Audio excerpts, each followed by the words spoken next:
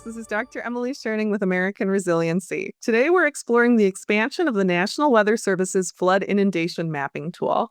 We can find that tool at water.noaa.gov/FIM. So this has been around for a while. This resource was available to about 30% of the U.S. population prior to September of 25, where you can see in September, we got this expanded coverage. We're now at 60% of the U.S. population.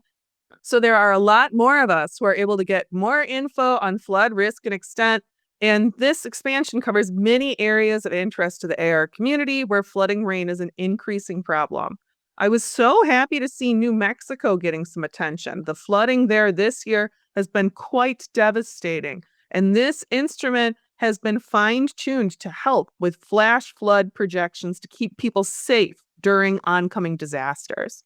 We can also see on the figure here that we've now got coverage for Vermont, Northern California, North Georgia, and the Northern Midwest. Let's get in there and take a look. Now, it's important to understand what this tool is and what it isn't. This is providing near real-time monitoring and flood stage forecast information for 60% of the U.S. population. It's not yet helping us see future projected or estimated boundaries for flooding driven by the increasing deluge-type rain we're experiencing, even though this instrument would provide real-time warnings around these expanded risks as they come in. So it's not held to past boundaries at all. And that's why some of you who have been in here poking around are like, oh my gosh, I could flood at 125 feet. It's because this thing gives us the full span of projected conditions so that no matter what comes in, we can see what's going to happen in the next 5 days. Please note this tab. If we look up here at extreme precipitation estimates, this is where we start to see possible connections with that projection information that many of us are so interested in. If we look at precipitation frequency estimates, you can see here a reference to the future standard NOAA Atlas 15. NOAA Atlas 15 Volume 2 is a resource that we've mentioned here on the channel before.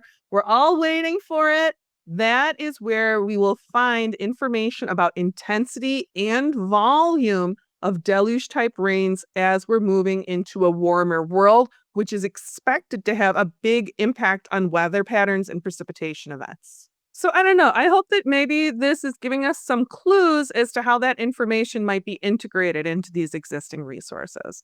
So what we're exploring here is now, what's happening now, and we can use this instrument to look backwards somewhat at how much rain has fallen in locations on previous years.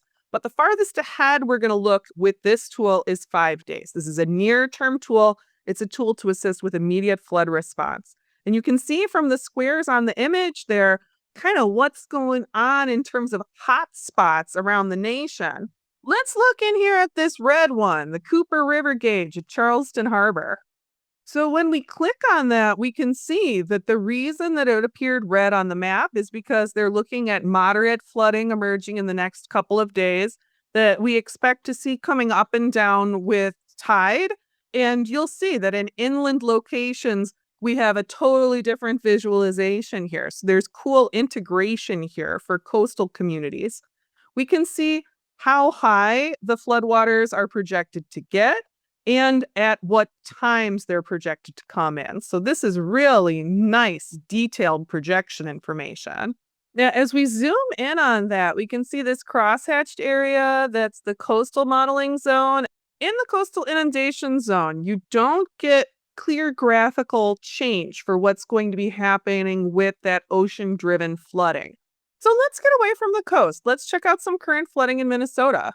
We can see this window that popped up for riverine flooding looks very different than the coastal water projection, where here we can see that the Minnesota River near Morton is leaving flood stage, projected to over the next few days. And as we zoom close in on it here, we can see this is the line of the Minnesota River. And if we enable flood inundation, we can see where the flooding is currently lying. And this would allow visualization of flood boundaries far beyond, say, the current projected FEMA boundaries for 500,000-year-old floods. This would be able to give us real-time, real flood boundaries. So if you're in an area where you're having a weather event, where you want to take a look at forecasting instruments yourself, this is the resource. This will show you, is your house going to flood in the next 5 days, which is great. And remember, to see that, you need to zoom really close on the map and you need to enable flood inundation mapping. And then you'll get that really clear boundary information. But I don't think I missed something. Maybe I did. I couldn't get this instrument to show me current floodplain boundaries for people who are assessing their current flood risk or they're thinking about moving. They want to be able to identify future flood risk as is currently understood, with the knowledge that those boundaries probably need to be expanded for people thinking with climate in mind. And you want to get that info in a super clear, easy to navigate way. Let's go to the FEMA page that is super easy to use. A lot of people get really confused about where to find current FEMA maps, and it can be confusing, but if you go to this page, msc.fema.gov/portal/home, this is going to let you do address level search. First place we're going to take a look at is Petaluma in California. Voila, clear boundaries. If it's blue, it's going to flood all the time.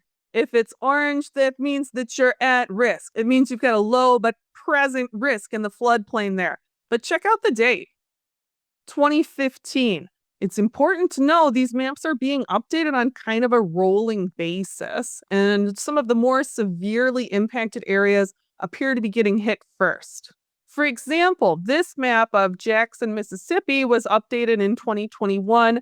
This one is interesting because you can see the boundaries of areas that are protected by levees. So if you had levee failure, you might not want to be in that area. And again, we can see the extremely high risk areas for flooding in blue, lower but quite present risk areas in that orangey brown. And if you're a person who's thinking about these precipitation trends, you want to be well out of these areas, these lower but present risk areas as you're thinking about location. Looking at Vermont, here we've got an older map as we look at the city of Montpelier. And I think that this is a really good example to put up there where we know that the flood boundaries that we're seeing are beginning to exceed FEMA estimates. If you're looking at places where river flooding and deluge type rain are likely to be big problems, you can see these are boundaries where you want to get outside of those boundaries if you're able, because the real risk is probably underestimated on this figure. All right, folks, so if you're in a situation where you're concerned about an imminent local flood, now we've got access to expanded coverage that'll help us explore 5-day risks with near real-time information from river gauges. And if you tuned into this video because you wanted to look at general flood risks, the FEMA portal is going to be helpful, but the information needs to be considered carefully because not all of it is updated even to an NCA 4 standard, let alone an NCA 5 standard. We don't have everything we need yet, but I think it's heartening to see that NOAA's National Weather Service is continuing to expand services and put out new tools to help with the contemporary emergency response. We all know the NWS has been under attack, but in this FIM tool, we see just one example of their continued work to serve the public, to help us understand the hazards that are coming our way, whether they're coming our way like immediately or as we look to the climate future with that future standard of the Atlas 15. I know that all of us, what we really want is an interactive tool that'll let us look at that upcoming Atlas 15 information. Atlas 15 was already put on the chopping block once. We almost lost it once already. But the national need for this information is so pressing that funding was resumed and the work should come out. I think it's interesting to see some potential staging for that critical, exciting work, see how it may be presented, and how we may be able to use that projection information. In this FIM tool, we're seeing maybe a bit of a plan for how those pieces will fit together. I'll keep an eye out for updates, and I'll look forward to talking with you all again soon. Folks who hang out here on the channel, I'm sure you've noticed that we got a new look here. I hope it's working for you. Let me know, okay? We're working on a number of changes internally and external facing with AR. If you've ever wanted to support AR, but you hate PayPal, now it is worth checking out our new Donate Now button. We're now taking credit cards through Stripe. We also take Google Pay, Apple Pay, and you can still pay through PayPal if you want. Just wanted to show you that really quick because I hear from people pretty often who are like, PayPal? Gross. So thank you for spending some time with me, and a big thank you to the AR community. You all are the reason AR is able to do this work. I want to thank the donors, the volunteers, everyone spreading the word online, and especially everyone doing the work on the ground. I'll look forward to talking with you all again soon.